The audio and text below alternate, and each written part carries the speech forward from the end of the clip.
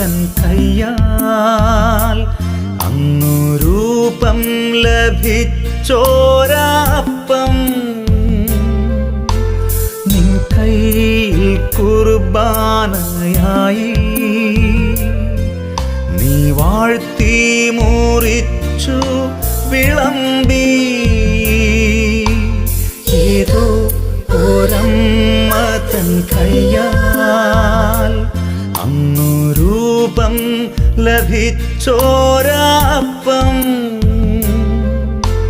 നിൻ കയ്യിൽ കുർബാനയായി നീ വാഴ്ത്തി മുറിച്ചു വിളമ്പി